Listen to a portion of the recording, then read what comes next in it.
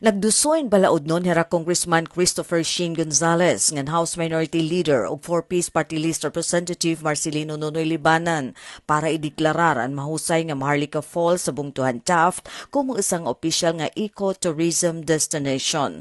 Ginkilala ni ang dako nga potential hini nga multi-tiered nga pisak para makainganyarin mga turista ngan makahatagin bag-o nga pakabuhi para ton mga lokal nga komunidad. Hailaro Manaus Bill number 7692 ang Maharlika Falls nga himutang nga Barangay San Rafael informal nga hihimuon nga tourist destination nga niguupod the National Tourism Development Plan.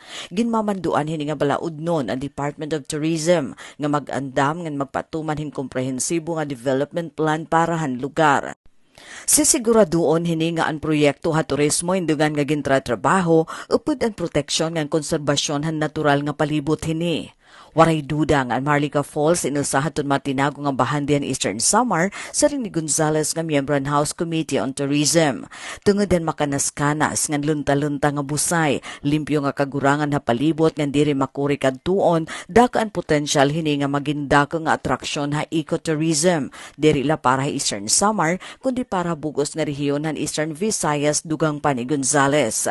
Sa ring paniya ang pagdeklarar hini in makakabulig pagsiguro nga ang pag-uswa ang turismo ha palibutan busay magpapabilin nga sustainable o maugo pa kalibungan nga mabenepisyohan mga lokal nga residente. An aton tuyo aman pagpromotan Maharlika Falls sa paagi nga naproprotehiran aniya natural nga kaanyag samtang naghihimo kitahin mga trabaho nga oportunidad na panginabuhi para ton mga taga-didahin nga lugar sa ring ni Gonzales. An Maharlika Falls inahimumutang habot nga han presko ngan waray pamaylabti nga kagurangan usa ini haton mga natural nga attraction han Eastern Samar.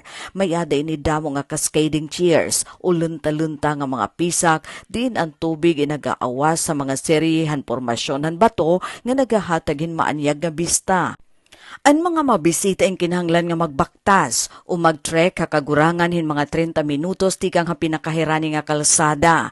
Ang lugar ada kabukiran nga watershed haranihan Taft Tubig River System nga ginagamit gihapon para ha mga hydroelectric power projects. Kaparte ang Maharlika Falls sa mas daka nga conservation landscape nga nakasumpay ha Samar Island Natural Park usahat ton mga gidakoy nga protected area sa Pilipinas. Para ha bagong Pilipinas, Daisy Lalosa Bilizar, Radyo Pilipinas, Radyo Publiko, Borongan.